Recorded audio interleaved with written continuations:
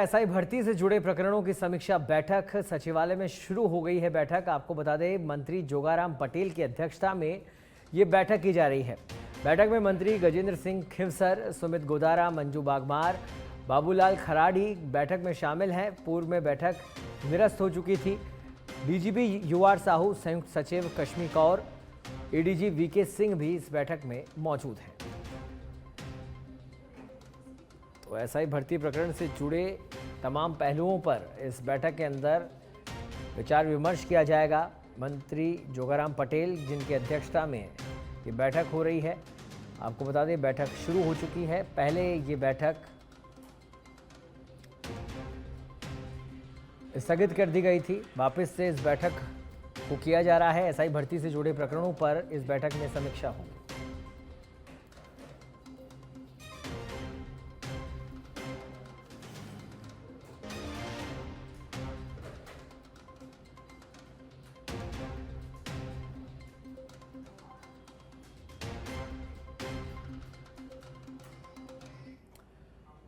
भरतपुर से बड़ी खबर है, जहां नगर निगम ने आरबीए अस्पताल में चलाया अतिक्रमण अभियान। अतिक्रमण अभियान का स्थानीय दुकानदारों ने विरोध किया। दुकानदारों ने निगम की टीम पर पथराव भी किया। पथराव के बाद निगम की टीम और जेसीबी को भागना पड़ा। निगम के अधिकारियों के साथ धक्का मुक्की हुई। नगर निगम के कर्मचारी बिना पुलिस जाब्ते के पहुंचे थे अतिक्रमण हटाने, और यहाँ पर जैसे ही लोगों का विरोध शुरू हुआ, साथ ही पथराव किया गया टीम के ऊपर, और उसके बाद यहां से तमाम कर्मचारी भाग छूटे।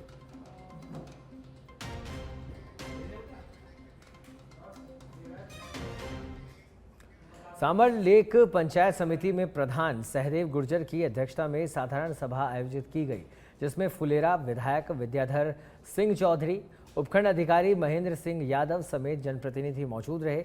इस दौरान बैठक में पानी, बिजली, सड़क के मुद्दे छाए रहे। इसके अलावा स्कूल्स के अंदर छत रिपेयर के कार्य के संबंध में भी शिकायतें प्राप्त हुई है, जिसके बाद सभी शिकायतों के संबंध में साधारण सभा की बैठक में प्रस्ताव पारित किए गए, और आगामी साधारण सभा की बैठक 2 माह के बाद आयोजित करने का निर्णय लिया गया।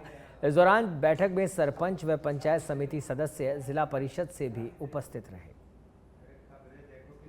1-2 कर्मचारी जो नहीं आए हैं उनके ऊपर मैंने कहा कार्रवाई के भाई आप शिकायत करो और कार्रवाई के लिए लिखो, तो वो लिखा जाएगा। हमेशा 2-2 महीने पे मीटिंग का वीडियो साहब ने ऐलान किया है कि हर 2 महीने पे एक मीटिंग होगी, उसमें हम मॉनिटरिंग करेंगे। और हर बार अगली बार आओ तो सब तैयारी के साथ आना।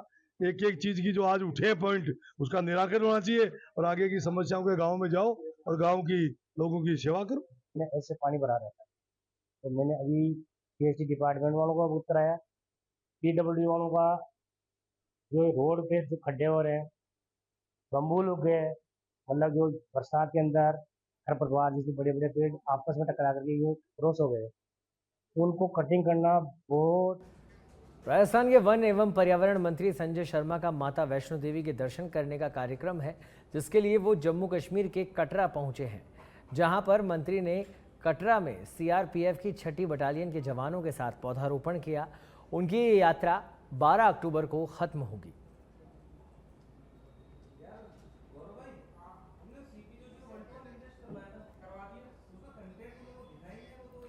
डीडवाना कलेक्टर पुखराज सैन की अध्यक्षता में नई पंचायत समिति के सभागार में उपखंड स्तरीय जनसुनवाई कार्यक्रम का आयोजन किया गया।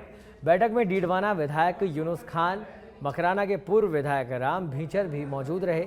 इस दौरान विधायक यूनुस खान ने कई मुद्दों को लेकर नाराजगी जताई। नाराजगी और अधिकारियों पर चुने हुए जनप्रतिनिधियों की अनदेखी का आरोप लगाया। तो वहीं आपको बता दें कि यूनुस खान ने कलेक्टर और उपखंड अधिकारी के सामने अपनी शिकायत और विरोध जताते हुए कहा कि वह विधायक हैं, इसके बावजूद उन्हें बैठकों की सूचना नहीं दी जा रही है, तो दूसरी ओर हारे हुए भाजपा प्रत्याशी द्वारा प्रशासनिक कार्यों में दखल दिया जा रहा है। मैं मुख्यमंत्री जी को और मुख्य सचिव को भी चिट्ठी लिखूंगा। एक तो गौ हत्या को लेकर के, गोकशी को लेकर के, कि उसमें सख्त और कड़े कानून और यहां तक कि मृत्युदंड तक के कानून बढ़ाने चाहिए। मैं हिंदू संगठनों की ओर से गौ हत्या करने वालों पर सख्त कार्रवाई करने की मांग लगातार की जा रही है। अब डीडवाना विधायक यूनुस खान ने भी एक बयान दिया है जिसमें उन्होंने गौ हत्या करने वालों पर प्रदेश सरकार से सख्त कानून बनाने की मांग की है। दरअसल विधायक डीडवाना में जनसुनवाई में भाग लेने आए थे, जहां उन्होंने लोगों की समस्याओं को सुनकर अधिकारियों को समाधान के निर्देश दिए, जिसके बाद मीडिया से रूबरू होते हुए उन्होंने गौ हत्या के मुद्दे पर बात की। मैं मुख्यमंत्री जी को और मुख्य सचिव को भी चिट्ठी लिखूंगा। एक तो गौ हत्या को लेकर के, गोकशी को लेकर के, कि उसमें सख्त और कड़े कानून। बीकानेर के श्री डूंगरगढ़ में NH 11 पर एक ट्रक और कार की भीषण भिड़ंत हो गई। आपको बता दें कि जिसमें 2 लोगों की जान चली गई है और 2 अन्य गंभीर रूप से घायल हो गए हैं। दुर्घटना इतनी भीषण थी कि टक्कर होते ही वाहन बुरी तरह से क्षतिग्रस्त हो गए। दोनों गंभीर रूप से घायल व्यक्तियों को प्राथमिक उपचार के बाद बीकानेर के ट्रॉमा सेंटर रेफर कर दिया गया है, जहां उनकी हालत चिंताजनक बनी हुई है। दुर्घटना के बाद पुलिस भी मौके पर पहुंची और मामले की जांच शुरू की है।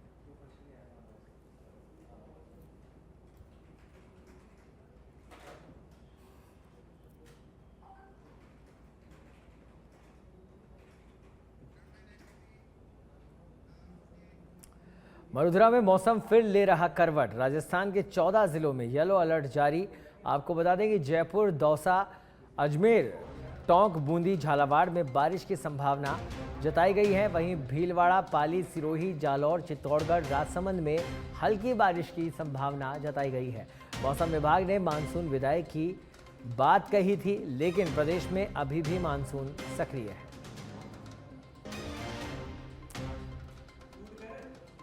वडोदरा में एक बार फिर से एक्टिव हो गया है मानसून।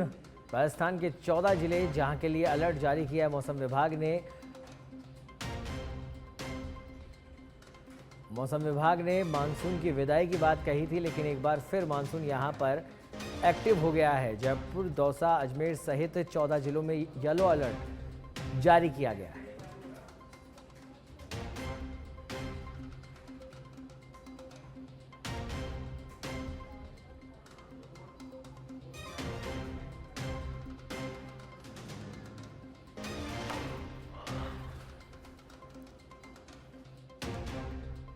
तो राजधानी समेत 14 जिले ऐसे जहां पर येलो अलर्ट मौसम विभाग ने जारी कर दिया है।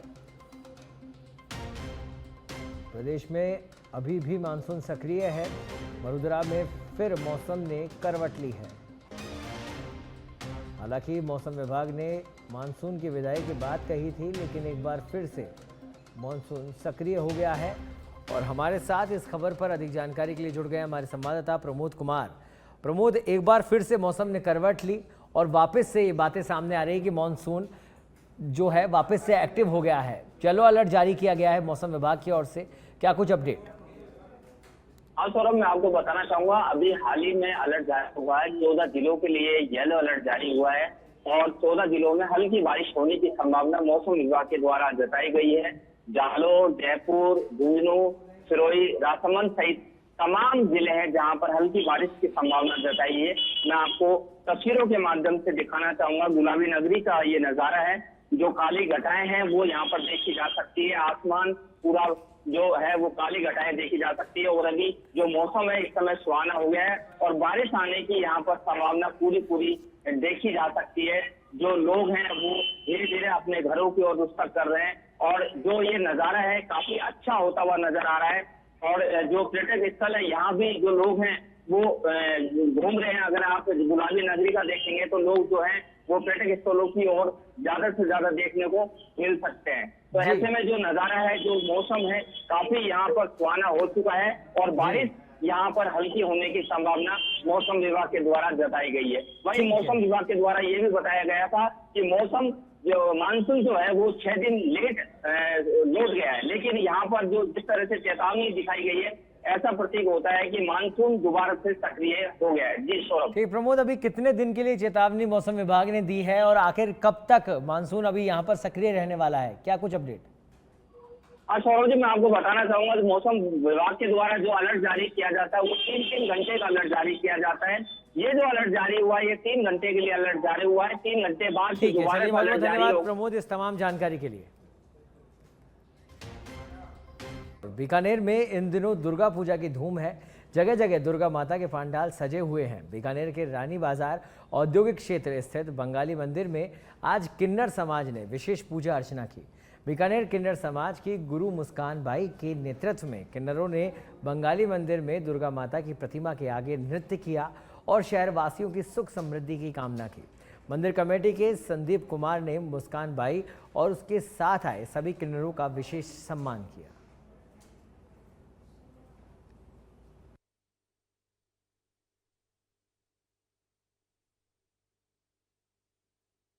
बंगाली मंदिर में पूजा चल रही है। हम भी पूजा करने आए हैं। किन्नर समाज, मेरे चेले, मेरी शिष्य, मैं भी आई हूँ और मेरे बीकानेर के वासियों के लिए मैं हाथ जोड़ के प्रार्थना करती हूँ। उनके घरों में सिरोही में एक कॉलेज लेक्चरर का भारत माता पर आपत्तिजनक टिप्पणी करने का मामला सामने आया है, जिसे लेकर एबीवीपी के छात्रों ने हंगामा किया और कॉलेज आयुक्त के नाम ज्ञापन सौंपा। छात्रों की मांग है कि जब तक प्रोफेसर को सस्पेंड नहीं किया जाता तब तक विरोध प्रदर्शन जारी रहेगा। जो हमारे पॉलिटिकल राजनीति विज्ञान के लेक्चरर हैं, उन्होंने आज हमारे 11 से 12 बजे के बीच पॉलिटिकल साइंस की क्लास लगती है, तो हमें क्लास पढ़ा रहे थे कि जब हमारा भारत देश आज़ाद हुआ ना, जब उन्होंने भारत देश आज़ाद हुआ शक्ति के बारे में हमें पढ़ा रहे थे, तो उन्होंने हमें कहा कि जो हमारा देश जब आज़ाद हुआ तो जो भारत माता थी वो शैंपेन पी के सो रही थी। उन्होंने इस शब्द में कहा तो मैं उसी वक्त तुरंत क्लास से बाहर गया। मैंने सबका विरोध किया कि सर ये कहना आपका गलत है, और उन्होंने कहा कि ये मेरा पढ़ाने का तरीका है। उन्होंने 2 बार ये चीज़ दोहराई की कि भारत माता नहीं होती। केकड़ी जिले की सराना थाना पुलिस ने नाबालिग से दुष्कर्म के मामले में एक आरोपी को गिरफ्तार किया है। थाना अधिकारी विजय मीणा ने बताया कि नाबालिग किशोरी के पिता ने शिकायत दी थी, जिस पर अपहरण का मुकदमा दर्ज कर नाबालिग की तलाश शुरू की और किशोरी को दस्तयाब किया। किशोरी के बयानों के आधार पर दुष्कर्म और पोक्सो की धाराएं जोड़कर अनुसंधान शुरू किया गया है, जिसके बाद गठित टीम ने आरोपी को धर दबोचा।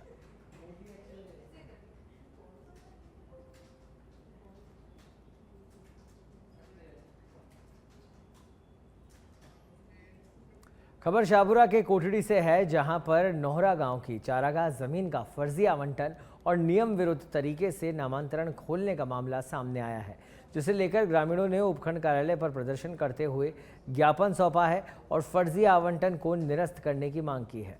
साथ ही उच्च स्तरीय कमेटी गठित करके कार्रवाई करने की मांग की है।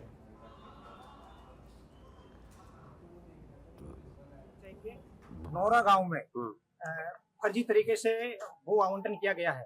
इसको लेकर के ग्रामीणों ने पहले भी कलेक्टर साहब को शिकायत की और ज्ञापन दिया, लेकिन उस पर अभी तक कोई कार्रवाई नहीं की गई है। और हम सब इस जांच के लिए आए हैं कि जो भी मामला उसकी निष्पक्ष जांच की जावे। निष्पक्ष जांच की जाकर के जो भी दोषी है उनके खिलाफ कार्रवाई की जावे। और इसमें ये भू माफियाओं का हाथ है और बड़े बड़े इसमें जो कर्मचारी है उनका भी शामिल होने की सह है, तो उसकी तह तक जाकर के इसकी कार्रवाई की जावे और इसमें जो भी शामिल हो उनके खिलाफ ठोस कार्रवाई हो। खबर जोधपुर के कोतवाली थाने से है, जहां साइबर ठगों ने इस बार एक सरकारी डॉक्टर को 24 घंटे डिजिटल अरेस्ट रखा और साइबर ठगों ने 9 लाख रुपए ठग लिए। डिजिटल ठगों ने डॉक्टर से कहा, आपके नाम का दिल्ली से थाईलैंड कोई पार्सल बुक है। पार्सल को दिल्ली एयरपोर्ट पर पकड़ा गया है। इसमें एमडी ड्रग्स और 3 पाकिस्तान के पासपोर्ट के अलावा दूसरे आपत्तिजनक सामान हैं। पाकिस्तान से फंडिंग और ह्यूमन ट्रैफिकिंग के नाम पर भी डॉक्टर को डराया गया। इसके बाद डॉक्टर से 9 लाख रुपए दूसरे खाते में ट्रांसफर करवा लिए गए, जिसके बाद डॉक्टर ने 8 अक्टूबर को सदर कोतवाली थाने में मामला दर्ज करवाया है। फिलहाल पुलिस मामले की जांच में जुटी है।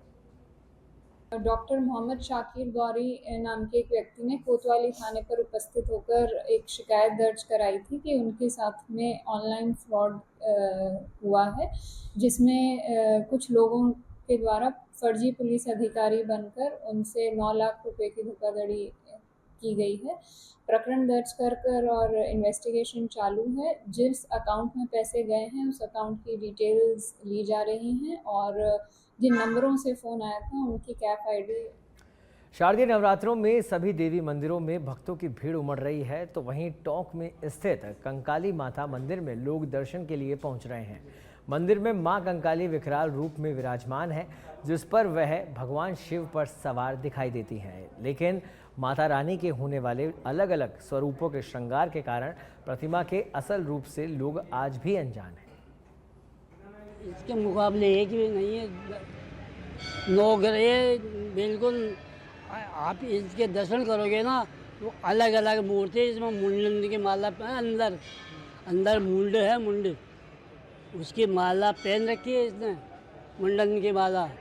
विशाल मूर्ति है ये, इसके मुकाबले राजस्थान में एक ही मूर्ति नहीं है। देखिए नवरात्रा पर सब पूरे देश भर के अंदर, विश्व के अंदर जो है माता रानी की जो है पूजा की जाती है। उसी पर यहाँ हमारे टोंक की प्रसिद्ध कंकाली माता मंदिर जो है, मैंने सुना है बड़े बुजुर्गों से कि माता जी पहले एक पर्वत पर विराजमान थी, जब बाद में यहाँ आके स्थापित हुई। तो यहाँ पूरे ज़िले के जो है श्रद्धालु यहाँ आते हैं, माताएं बहनें बच्चे बालिकाएं सब आते हैं और 9 दिन तक यहाँ माता रानी के दर्शन प्राप्त करते हैं। मैं तो बहुत शक्ति मानती हूँ, मैं शक्ति मानती हूँ और ये जो हो मांगो ना वो पूर्ण करती है माँ, बहुत शक्ति है इनमें माँ। 20 वर्षों से मैं माता जी के यहाँ पे आ रहा हूँ, अच्छी मान्यता है और कोई भी यात्री आता है। सीकर में खंडेला के कांवट कस्बे में शाम होटल पर फायरिंग कर फिरौती मांगने के मामले में पुलिस ने 2 आरोपियों को गिरफ्तार किया है। साथ ही घटना के दौरान काम में ली गई बोलेरो गाड़ी को भी जब्त किया है। आपको बता दें कि 6 अक्टूबर को आरोपियों ने होटल में फायरिंग कर 50 लाख की फिरौती मांगी थी। आरोपियों ने एमजी ग्रुप 6565 और आज़ाद ग्रुप के नाम से फिरौती की मांग की थी। फिलहाल दोनों आरोपियों से पूछताछ की जा रही है।